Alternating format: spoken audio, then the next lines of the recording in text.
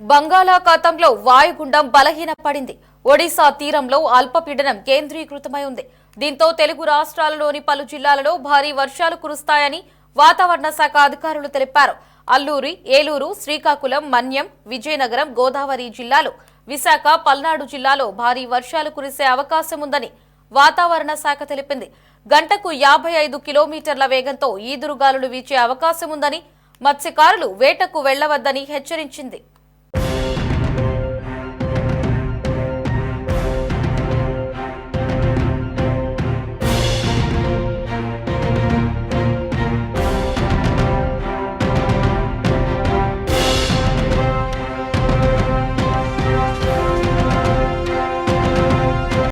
ఇక తెలంగాణలో కూడా భారీగా వర్షాలు కురుస్తున్నాయి. హైదరాబాద్ సహా పలు జిల్లాలలో భారీ వర్షాలు కురుస్తూ ఉండడంతో లోతట్టు ప్రాంతాలు జలమయమయ్యాయి.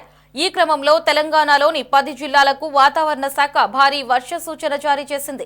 హైదరాబాద్, జగిత్యాల, సంగారెడ్డి, మెదక్, వికారాబాద్, మల్కాజ్గిరి జిల్లాల్లో భారీ వర్షాలు పడే అవకాశం ఉందని హెచ్చరించింది. నారాయణపేట, నిజామాబాద్, సిద్దిపేట, హనుమకొండ, వరంగల్ జిల్లాల్లో మోస్తారు నుండి భారీ వర్షాలు కురిసే అవకాశం ఉందని, హైదరాబాద్ నగరంలో పలు ప్రాంతాలలో మోస్తారు వర్షాలు కురిసే అవకాశం ఉందని తెలిపింది. ఇక గంటకు 60 కిలోమీటర్ల వేగంతో ఈదురుగాలులు వీయడంతో పాటు ఉరుములు, మెరుపులతో కూడిన వర్షాలు పడే అవకాశం ఉందని తెలిపింది.